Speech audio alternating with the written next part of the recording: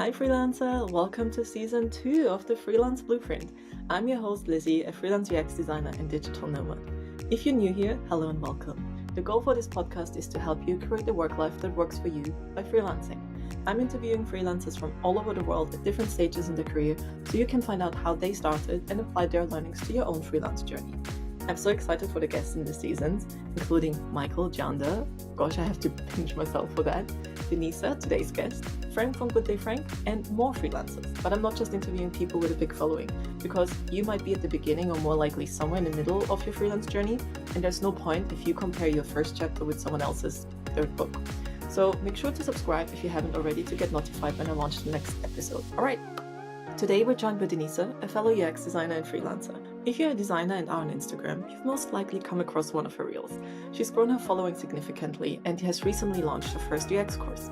With over 190k followers, she knows a few things about creating a personal brand as a freelancer. In this episode, we talk about how she built her personal brand, her love for food and traveling, and, to my surprise, her confidence issues and how she tackled them.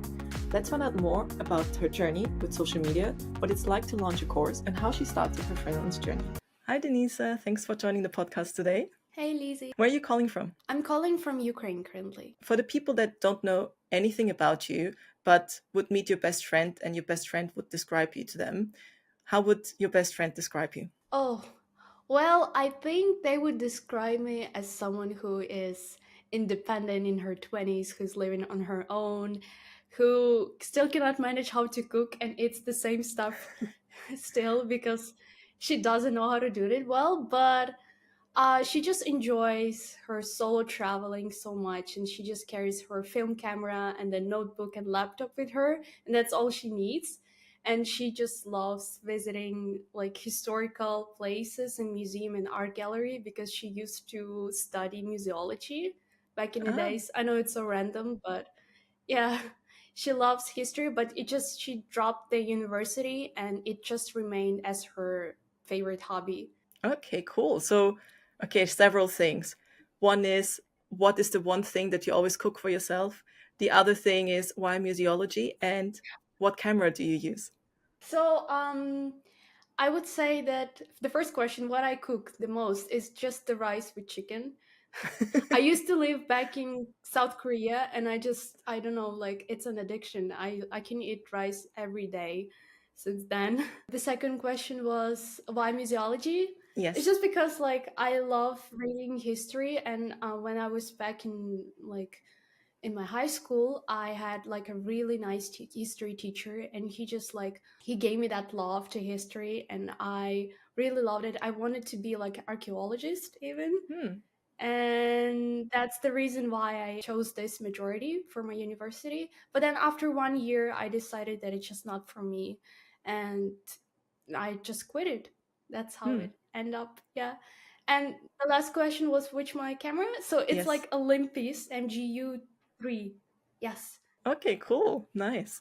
I still have so many questions about this because like also I solo travel as well, and I think it's super super nice when you can just do your own thing and just go for a walk and explore and just do like a photo shoot of the city. I just use my phone, but I just talked with a friend about it of getting like a proper camera.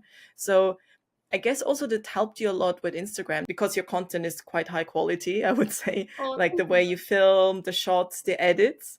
Did you learn that through photography or how did you start with that? Well, I think it's all comes to observation. You just look at other creators and you see how they do this, what's their vision of best shot. So you just copy them, and that's how you do it. I try to recreate the creators and their content, and that's how it just started working for me as well. So basically you were looking at the content that you liked and you looked at how they were editing it and filming it and then you recreated it. Yes. So I also analyzed what makes this video go viral, like what makes this video go so well and like doing so well. So is it like the headline that it's so catchy? Is it like the audio that it's like now viral and popular? Is it like the editing or the person saying something valuable? So always analyzing and then just recreate it on my own way, and that just really worked. And it also like comes to a lot of people are saying like, where do I get the ideas for creating content? How do I know if it's good? Just like select like two, three creators that you like and are doing well in that niche, and then just start recreating the content. And then you will be, once you like sharpen your skills, you will be at the point that you will bring your own style to it. Nice. I think it's like with everything, you start somewhere, and if you see something works for someone else, you can, like you analyze it and you see what works and what doesn't. But the thing that I find difficult with Instagram, and I think we had a conversation about this a while ago, where I had this crappy reel, nothing special, but someone copied it almost one on one, like the same text and stuff. And I was just, and there was even a person that I met traveling, and yes, everything's online. It's also not, it wasn't the greatest idea in the world. And it's, sometimes you see something and then you remember a quote, but you don't remember where it's from. So I think it was also influenced by other people. So it wasn't anything, there's nothing new under the sun. But I felt a bit weird by having that person recreate my reel. At the same time, I felt a bit proud because it's like, someone's copying me. Does it mean like it's good, How Yeah. do you feel about this when you see someone post or like copy your stuff, or how do you borrow from someone without copying from them? How do I feel if someone do this with my content, right? Yeah. Well, first of all, I'm kind of proud of myself then. Hmm. I feel like if they copy me, they consider me as someone who I can copy from. So that's kind of like honorable for me. Yeah. It's not a bad thing at all. And I always like remember this quote that good designers copy, great designers steal. So there's nothing wrong with that, because like it's been always in this niche. Like designers do copy designs from Dribble, from Behance, from someone else, and it's like normal, but to the point that you know why you're doing this. You're not just repeating their mistakes. You're not just copying their mistakes. You know that they did great with this, and there's nothing wrong with not just stealing, but just recreating and improving and adding your personal touches to it and making it better. Yes, exactly. I think it's similar with startups. If you create anything new, the first person who came up with it does all the work and it's so much effort. And then you have all these copycats, and for them, it's so much easier because they have the idea, they analyze what works and doesn't, and then they create a often cheaper and then better version, which really sucks if you're the first one who Yeah. creates something. But yeah, just to come back to freelance topic, because actually this podcast is about freelancing. So you're a UX designer, you're a UX freelancer. How did you get started? Okay, so I started not as a freelancer. It was all like back when I was living in South Korea. Used to live in like 3 months. I saw this girl who really inspired me. Her name was beautiful. Like everything about her was so beautiful in her lifestyle, and she was. Her name was Chanel, by the way. So Oh, she wow. was living like my dream life. Yeah. Hmm. What did you do? She was working from cute cafes. She was a freelancer. I think she did like a copyright writing Hmm. thing. Yes. So she had like this sense of freedom. She had worked with the flexible hours and working from cute cafes, living on her own. And I was like, I need this type of work. I also need this remote job that would allow me to work from any part of the world and just have this freedom. And when I came back to Ukraine, I started to think, what kind of professions can give me this? Can give me this type of lifestyle. So I made the list of professions that can work for me, and the first on the list was copywriting. And Hmm. I do remember that I tried the copywriting course and I didn't like it, so I just crossed it like, no, not mine. And then I move on the list, and then second point was web development, and I tried, like I took a free courses on web development, and no, too smart for me, too hard. And I just crossed the line for web development. And then the third point was UX UI design. And I took like a webinar, a free webinar, and I was like, that sounds interesting. Like it also requires like this like artistic skills. So I love something creative, not just too code oriented. Like Hmm. it wasn't my thing. So I thought that UX UI design could work for me. So I took a course in my city for 1 month, but at the end of the course, I felt like I have still zero knowledge in UX UI design. It wasn't enough at all. So I decided to take more online courses. But I was lucky enough at the time to meet the right people that gave me the opportunity to work and to be a full-time UX UI designer. So I landed an internship for like 3 months, and after those 3 months I became a full-time UX UI designer. Yeah, and I worked for like 2 years at that company. Cool. What type of company was it? It was like a startup. Okay, cool. What type of stuff? Was it based in Korea? Or was it somewhere else? No, it was like based in England. I Hmm. Yeah. I worked there for like 2 years, and then I decided that I want to quit. And Mm. then that's how my freelance journey started. What were the products you were designing back then? I was like always different.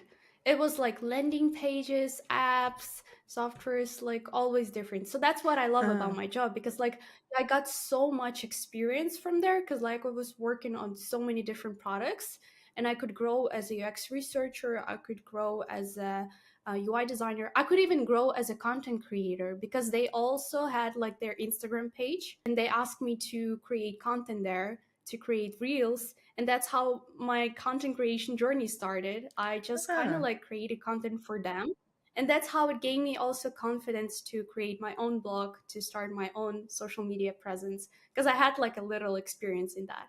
Wow, perfect. So it kind of set you up for the career path that you're having right now, creating content to promote your services. You also launched your course, so now you're teaching what you learned in that time. The other thing I'm interested in is how did you end up in Korea? Was it studying or was it for work or how did you end up there? Oh, it was so random. Like I quit my university, so I thought, what should I do next? And I just had this idea that I need to fulfill my dreams, and my dream was to visit South Korea. Hmm. And I decided to even learn Korean at the school. So I was visiting Korea not just for traveling purposes. I was also learning there Korean. So I also thought that maybe I would even apply for university in Korea and just live my life there. But I ended up thinking that maybe it's not for me, so I'll just give myself more time. And then it all turns out that I decided to become a freelance a UX designer. So my dreams are just like, no, it's not accurate for me right now. But I'm Hmm. still thinking to move to Korea, by the way. Nice. I mean, I'm not that far. I'm in Japan now. And I've been to Korea once, and the food, the Korean barbecues and the kimchi, oh my God, it's so good. And I mean, we were talking briefly before about the rice. And I know so many of my friends, they can't eat rice every day when they come to Thailand or go to other places. Like, okay, can we have pasta or pizza or something? I can have rice every day. But also, my mom is Thai, so it's a bit different. I grew up on it. I would have breakfast, lunch, and dinner rice. But what was it about Oh. Korea that fascinates you? Oh, I didn't know that your mom is Thai. That you had this Asian roots. Yeah, I'm very whitewashed. If I go somewhere and I talk in Thai, they reply in English, and it takes them a second to realize I'm talking Thai with them. But I do have an accent, so they probably think I'm just a foreigner that moved You to know Thailand. Thai? Yeah, but not crazy much. But how is your Korean? Do you use it for work? Like, were you able to use it outside of Korea in some way? Oh, just a little bit. Like I forgot many things. Hmm. But there was a time at the company where we had like a Korean client, Ah, and perfect.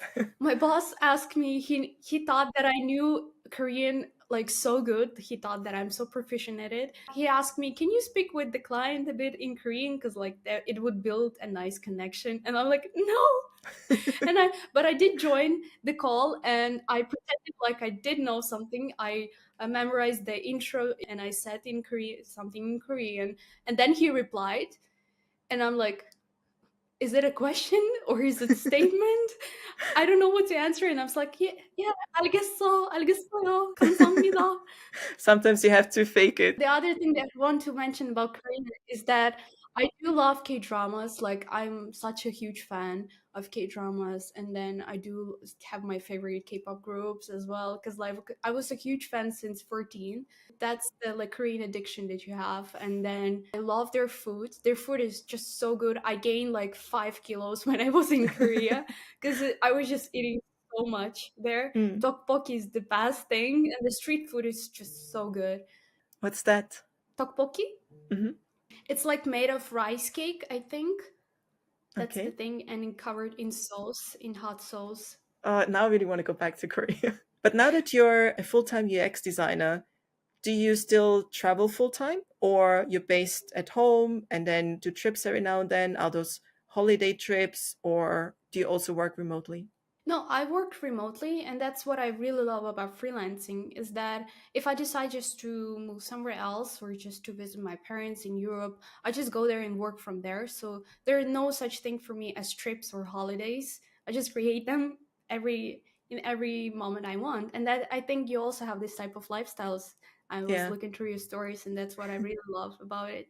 I think it's a bit difficult because, like, for example, last week I was meeting my family and I took off one day, and the other day I just had a little bit. I had one call with my subcontractor, which I didn't want to move because I wanted to make sure the project moves on. And my sister was saying, "Oh, you're always working. Can you just not take a full week off?" Because she was on a 4 week holiday. And part of me was a bit jealous because, like, 4 weeks not doing Oh. anything, not having to open your laptop and like just living day to day, not making plans. But also, I know I could not do this for a full month because I would get bored, or I wouldn't feel like it's wasted time, but I would feel like, oh, in this 1 month, there's so much progress I could have done.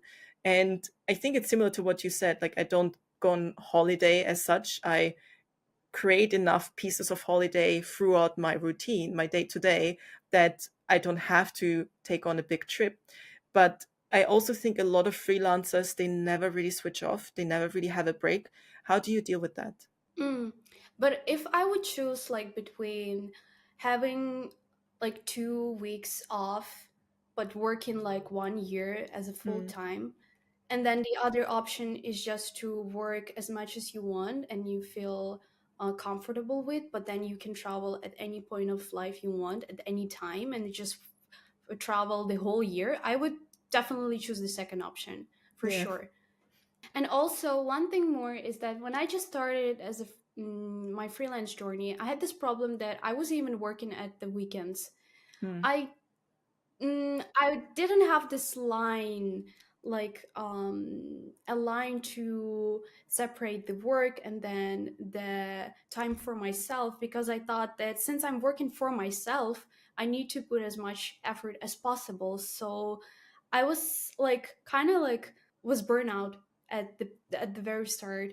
And that's the reason why I thought that I decided for myself that I'm working only from Monday to Friday. I work like 6 hours or like 4 6 hours. Do not work on weekends, and on the weekends I spend time for me, for my family, with for like for anything else that is more important than my career, and then I just recover from the work, and to the point that I already miss working days. Like I do want to work, I'm waiting for Monday. I had my relaxed time, I had my own personal time, so I'm ready to work, and I do love this schedule way more than I was just working every day and then just finding like at least finding some time to relax. So I do prefer having this schedule, like a typical schedule that you have on the job, on the regular job. yeah, I think the good thing about freelancing is if you want to work the 9 to 5, you can define those 9 to 5 for yourself. If you prefer that structure, you can do Mhm. it. Nobody's going to be like, oh, but why are you not working on weekends? Why are you not doing some personal branding stuff on Friday night? Because it's your own business. You decide for yourself. You have the freedom to do that. What was it for you that made you decide that you want to quit your full time job and you want to start freelancing? Oh, okay. So, one of the first thing, as I mentioned, that I really wanted this like lifestyle that this girl had in South Korea, and she was doing freelancing, and she had this flexible hours, and I didn't have this. Didn't have the sense of freedom when I was working in my company. So I felt like I need to find something else. I didn't know about freelancing. I didn't know exactly that I'm going to be a freelancer. I thought that maybe I'll just quit this job and find another with more flexible hours with better conditions. So that was my initial idea. But then I quit it and then I applied for so many jobs but didn't get any response. So I'm like, okay, maybe I'll just try freelancing then. So it didn't work for me. So that's the reason how I end up doing the freelance thing. Hmm. So, how did you find your first clients? The thing is that I've since I was doing a lot of user research thing at my company, I was responsible mostly about this part. So I thought that maybe if I, when I quit my job and when I start freelancing, I would look for more research opportunities like freelance projects. But it was like the chances to get a freelance research project and then to get like and being well paid are so small, are so little. Like there are no chances for doing that. So I focused mainly on the research project, and I did got one, but I didn't pay much, and it was just more like for fun, I guess. And I didn't like it, that the point that I was so limited by the fact that I was doing only research part of the project. So I had to switch my mindset. I had to learn new skills, like improve my UI design skills. I had to learn no code tools like Webflow or Framer, and then to start offering like a complete solution and to increase my chances to get a client. So that's how it all ended up. So I learned these skills, and then I posted on TikTok. I think I posted on TikTok some fun, like random video where I'm doing like this project for fun. I'm using some tools, 3D tools to create the website. And then from that video, one client responded and said like, "Hey, can you do the same for me? Can you do the same project for me, website?" So that's how I got my client. So it's literally from TikTok and literally from non-existent project. So Wow. yeah. Wow, congrats. Because I think nowadays it's very, very tricky to get into UX, especially freelancing, because I think it's one thing getting a UX job as a junior designer. It's still very, very hard because now there's so many boot camps, there's so many courses, and it's very difficult to find one that covers everything because there's just so much you can learn about UX, UI, research, whatever you want to focus on. There's so many different things. And then it's another thing once you got that not freelance, once you get that junior role to then start freelancing because I remember when I worked in a company and we were hiring for a junior designer, we had over the weekend 100, applicants. And most of them had the same portfolio. They had 3 case studies, and they were all these bootcamp case studies, one personal project, one group project. So it was all like really this cookie cutter CVs and everything. And it was so difficult to find a project or an applicant that stood out. And I know you created your own course, and I looked through the modules, and you also teach about the personal brand and how to promote yourself, which I think is something that not every UX course does. It's often just the UX, but it doesn't actually teach you how to find a client, how to put yourself out there, which I think is really good that you have that in your course. So can you tell me a little bit more about the course, what motivated you to create it, and what it was like to build it?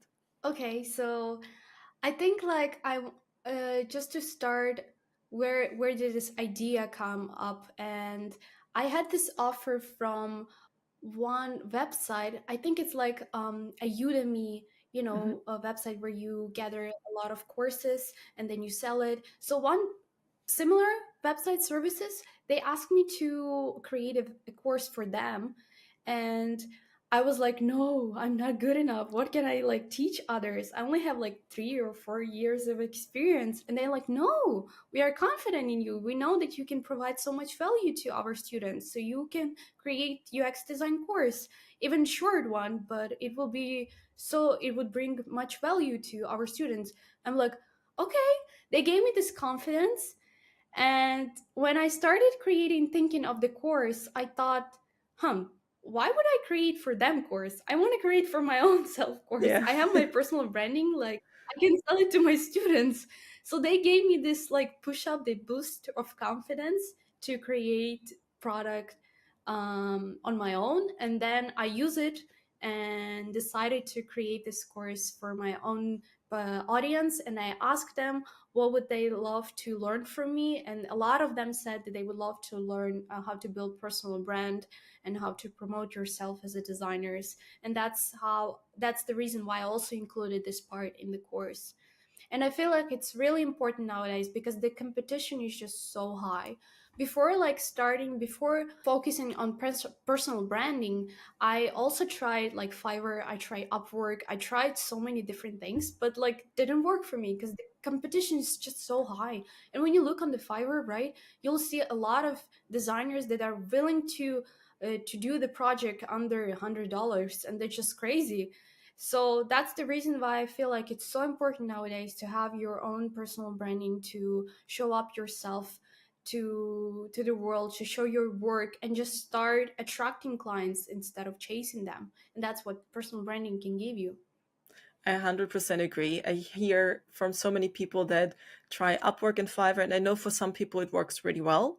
So if you want to give it a go, go for it. But I agree, like it's so much competition. You have to pitch on the projects. You don't have clients coming to you. And then you don't hear back from them. You're being ghosted. The rates are extremely low. So you're competing with tons of other people for a very low bucket of like whatever you can earn. And yeah, I don't think it's good. And I agree, it's also the if you have a personal brand, if you have a good reputation, if you have a good network, you get clients coming to you, so like inbound leads rather than you having to go out there and go outside, which is, I feel like, I mean, maybe on Fiverr and Upwork I didn't spend more than 5 minutes on it when I saw how they set up the posts and everything when I started freelancing. But I feel like there it's more outbound. You have to do the work to find work. Whereas if someone has a problem to solve, they should come to you to solve it. And the only thing you need to do is make it clear what problems do you help solve. And then the person that is trying to fix the problem will come to you if you brand yourself and market yourself well enough for that niche. So, what was it for you that you mentioned you did this TikTok video? I came across you through Instagram and I've been following you for a while. And I think it's very interesting with this whole personal branding because I'm not that big. I recently reached my first 1K followers, which I didn't even notice until, do you remember Alec from Rob's course? Yeah, he messaged me and was like, congrats to 1K. And I was like, oh, what? I knew I was close, but I didn't realize it happened. And it feels like so much work to, and it's a numbers game and it's this, that, but it also feels like, from all these people who are actually like, some of them might be bots, some of them don't even see your content. It really depends on the algorithm. How do you stay motivated to create content? And do you have any recommendations for people who are trying to build a personal brand, who are working on gaining followers, gaining an audience? What kind of tips do you have for them? Okay, so congrats on your 1K. That's I think that's a really good achievement because I do remember that getting my first 1K, which is so hard. It was the hardest part. And what comes after 1K was the easiest thing. Hmm. So you're on the right side. No, thank So you. I would say that when I started working on my personal blog, I was at the time still working at my full-time job. So it was hard to combine everything, but I would say that the start is really hard because you just have to post consistently. You have to show your loyalty to these platforms like Instagram and TikTok. They're testing your loyalty. They want to see if you're consistent. They want to see how loyal you are to them. So just start posting like regularly, at least 4 or 5 times per week at the very start, just at the very start, and then do engage every day. I engaged for like at least 20 minutes every day on my Instagram with other creators. I like their post, comment on their work, on design work, since we're talking about designers. And then I engage with them. And also, that's how I also build network with others. And I do keep like with some of them that I engage when I had less than 1,000 followers, I do still keep the communication even nowadays. So it's a really good way just to show up yourself and then also build the network and also get a followers, because like engaging for like 20 minutes 40 minutes per day gave me like 20, 30 followers. And that's just how it works. And I did this every single day until I got 1,000 followers. And then once I got 1,000 followers, I just stopped engaging because I was like so sick of the Instagram. But then I just started to post regularly, and some of the videos got like not over 1,000 views. So I was really discouraged. Like some of the videos got 100 views, 1,000 views, 100 and 1,000, and that's how it's like vary from in that range. And then magic thing happened to one video that got viral. At some point, it just got like 1 million views, Wow. and it just triggered my account to blow up. And I since posting that video, I for like 2 months, every day I got one more thousand followers. Each day I got Wow. 1,000 followers, and it ended up getting like 100K followers in 2 months. Congrats. Do you know what it was with that video that was different to the others? I just recreated this video from other TikTok account. I don't know, like I literally steal this video. I'm so sorry. But to the guy that posted this video and I stole it. Yeah, nothing special. Well, I mean, it's and someone is gonna steal yours, and yeah, so it's that's how it works. Yeah. Yeah. Did you give some credit, or did you message that guy, or like did they reach out to you, or like was there any Um back and I'm forth? guilty of it. I didn't do this. I'm sorry. But I usually do this. Like now, like since my West account like had less than 1,000 followers, I thought like I won't harm this person for sure. Like it won't harm this person, but I do know acknowledge that this is a bad thing. I do mention person if I like their content, if I like their idea, and I want to recreate this on my own way. I do give a credit to that person, and I think it's the right thing to do. At least like you acknowledge the fact that it was not your idea. Yeah. I mean, it gave you that push that blew up your account, and I mean, it's a tricky thing because part of it is, yeah, it was someone else's idea and it helped you grow this much, but also maybe it wasn't his original idea. And sometimes you get these viral trends. Like one thing that worked for me really well, and so many other creators are doing this, is where you just have the text over, like, I'm so and so old and blah, blah, blah, blah, blah. And you see this kind of trend. So many people are doing this. And then there's another trend people keep doing. So you don't really know who started this whole thing, like who created this first initial thing, because it's like Chinese whispers, so everyone adds their own style to it. Mm, It is what it is. yes.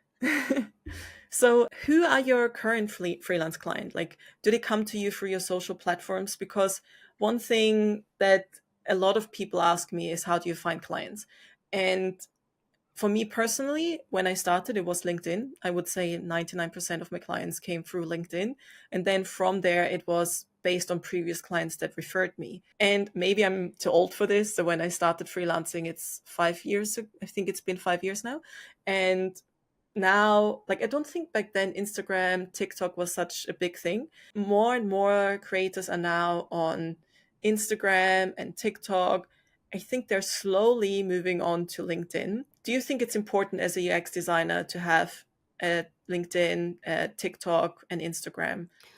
That's a good question. So I'm not really that active on LinkedIn, but I'm thinking that at some point of my career, I would start also taking it seriously. But I just think it just goes to choosing one or two platforms and then focusing on that.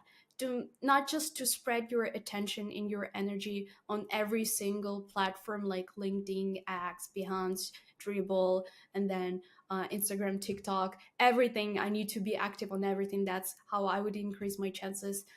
No, you just have to focus on one or two thing and like dedicate all of your efforts on that platforms to grow. And it's just how it worked for me.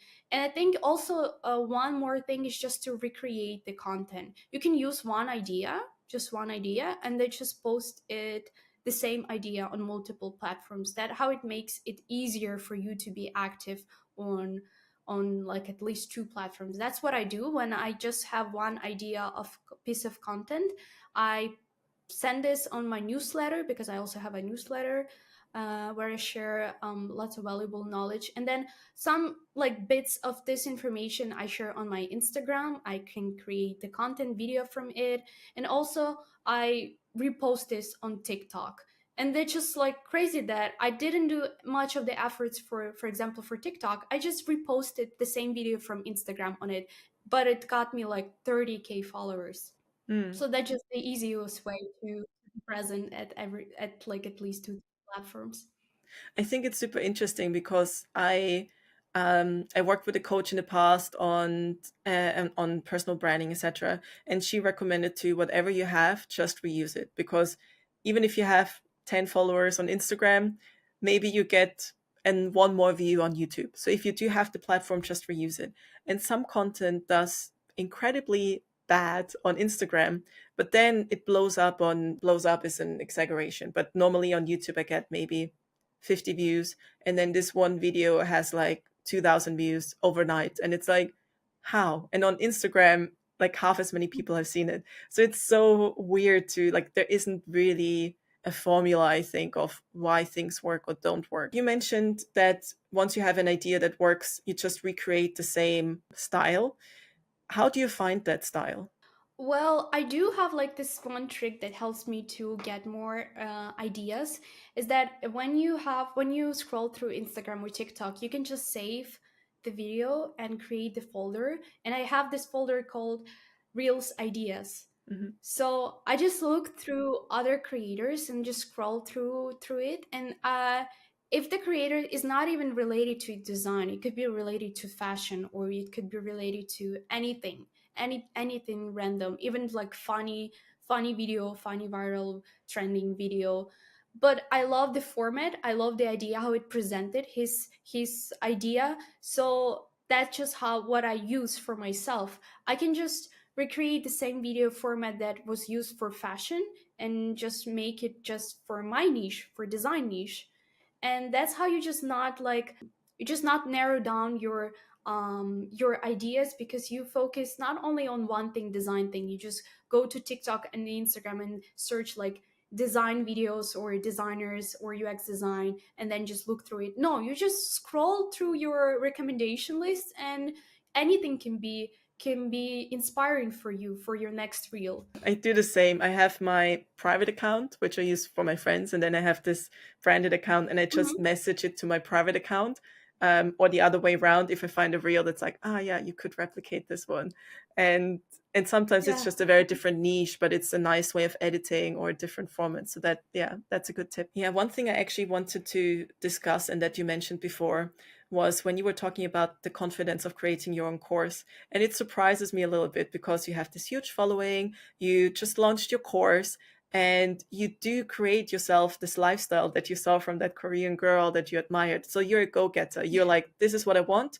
What do I need to do to get there? Okay, copywriting, it's not that. Web design, it's not. Okay, UX design, it is.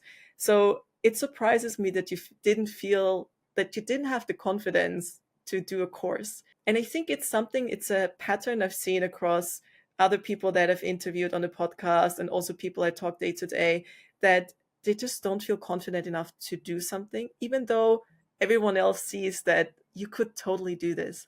So, do you have any tips for people that struggle with their confidence, that want to start something but think they're not good enough? What would you tell them? Yeah, I do feel like, especially in this niche, we all struggle with this imposter syndrome. So I think it's just even reflected on my freelance journey, because for the longest time I couldn't take any client project, because I thought I'm not good enough. I don't know everything. I don't know how to do these fancy animations. I don't know. What if the client asked me to do something that I have no clue about? Like they want to add like 3D motion or something so random, and I would be like, I don't know how to do this, sorry. And I would just embarrass myself. So that's the mindset that I have when I started, and it just blocked me from taking so many and refusing to so many great opportunities. And I think you just have to tell yourself that even if the client asks you something to do that you don't know, what's the problem? You can ask someone else how to do it. You can ask other designers how to do it. You can learn it. They're like, you can literally Google search how to do this, and they just learn it on the go. And that's the mindset that I'm still like working on, because sometimes I do have this feeling when I'm still, since I'm still creating course and I'm in the middle of teaching other students, I have this like kind of fear. What if they ask me something that I don't know, or they want my help where like I'm not that professional at that. So I'm just like thinking that it's not a problem. I need to be humble enough to acknowledge that I don't know everything, and I would never know everything, and that's just fine.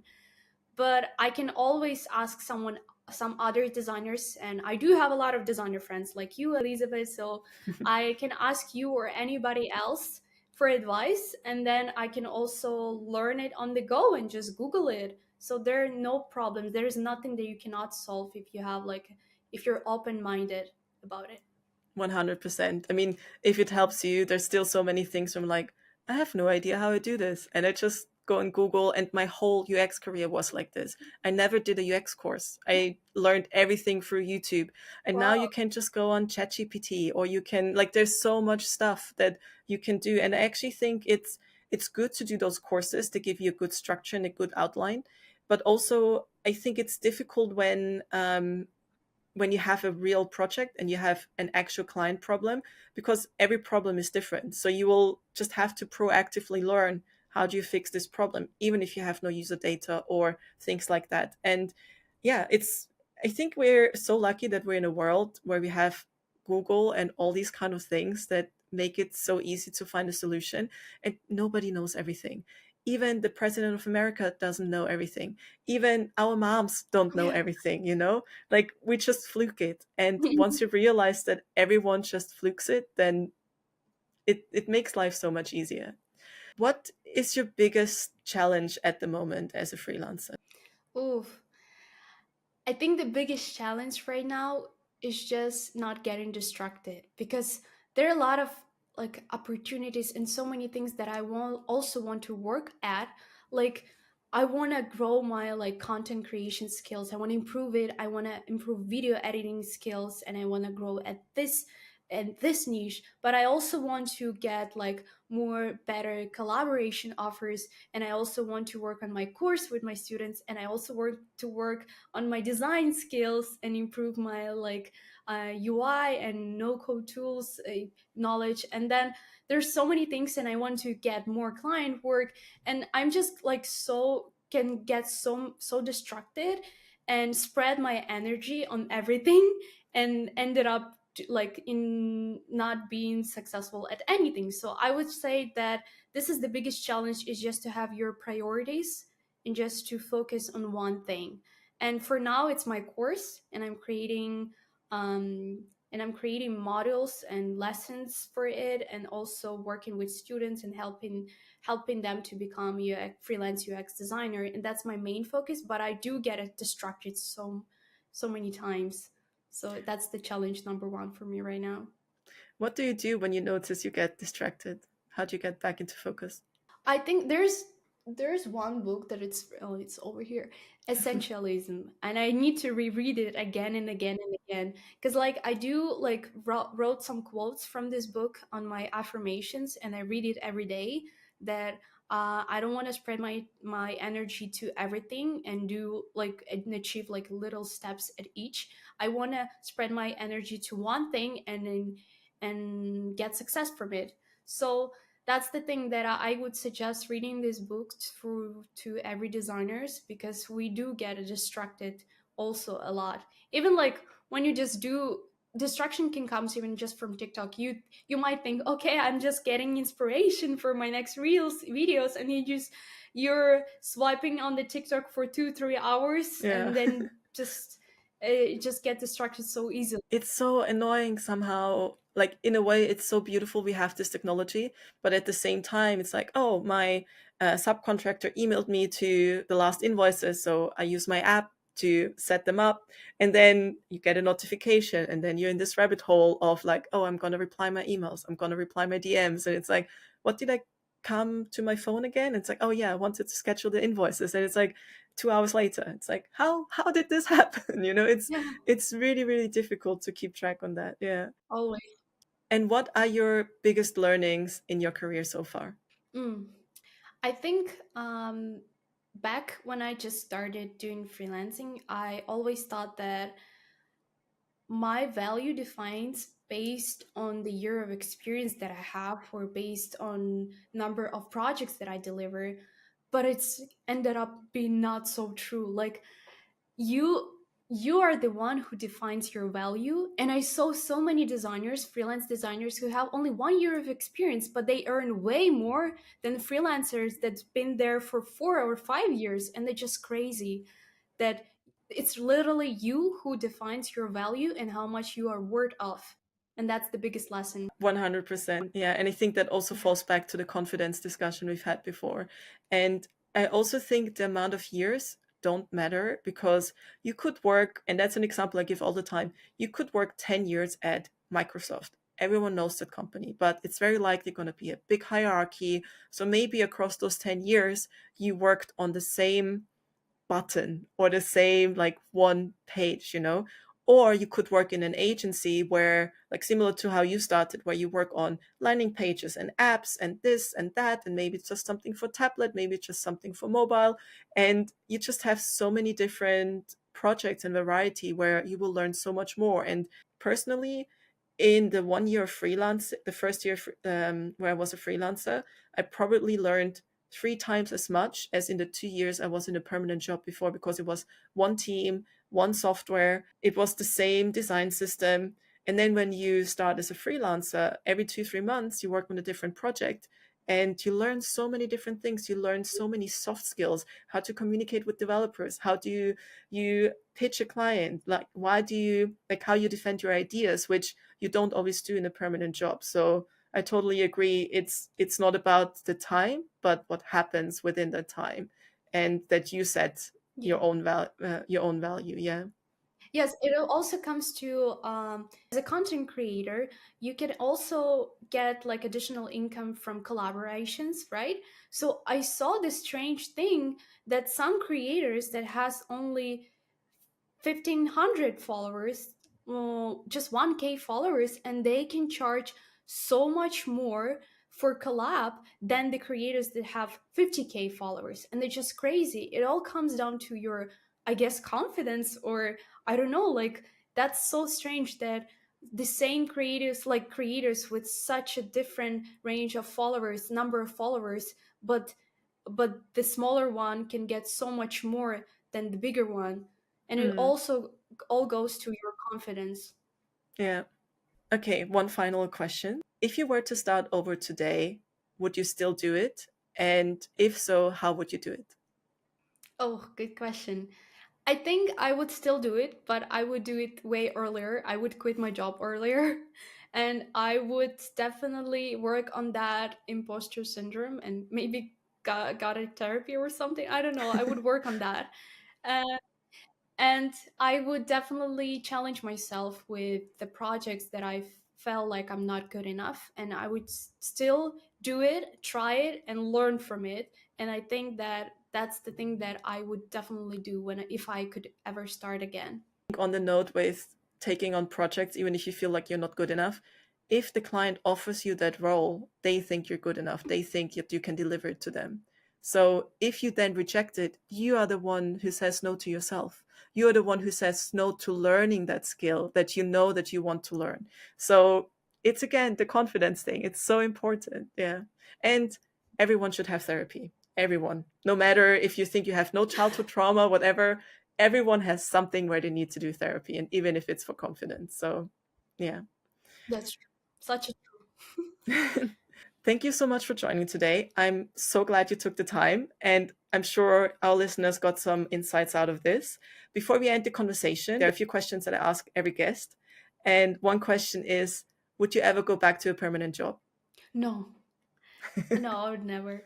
I mean, I had this like the number one fear that I had is just the Slack notifications that I receive, and especially like the message from the senior positions, like we should have a call or something like that, and they just leave you on that on the left and just saying that you're like having the most like, it's just such a fear, and your heart starts like trembling and you're like, what did I do wrong? Like, are they going to fire me?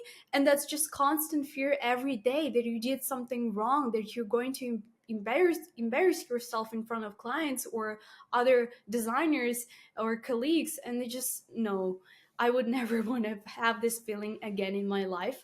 Like recently I joined like a Slack group of designers, and I received the notification again. It was such a like, reflection of the same thing that happened 2 years ago, and my heart just stopped for a second. Like, no, no way. So I do have like I have this trauma from a full-time job. Oh gosh.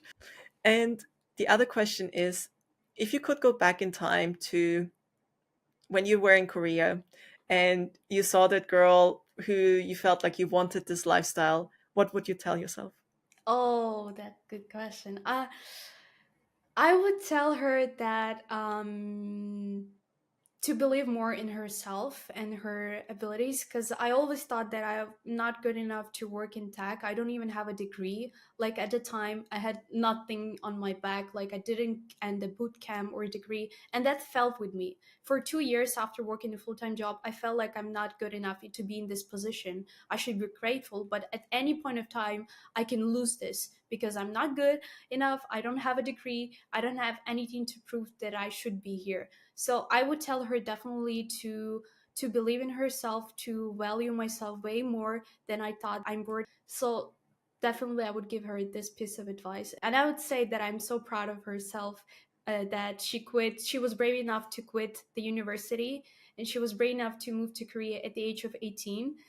Wow. Even without having no one else on her side. Yeah, to move to the other country on the other part of the world, having no friends over there, but just finding inspiration from other people like Chanel. And I'm just, yeah, I'm so proud of her. That's Wow. what I would say. No, you can be proud of that. That's very, very brave, especially at that age. And if you think of your future self coming back today, let's say your future self 5 years from now. So you hosted that course, maybe you've got a couple other courses by then. You probably have even a bigger following. You probably had some very amazing collaborations. Your future self 5 years from now, but if she would come to you today, what do you think she would tell you? Mm, I would. I think she would still tell me to remain a focus in life, because do think that I'm able, like, I'm willing to get distracted by my career so much to the point that I can neglect important things in life, like my family, spiritual things, like myself.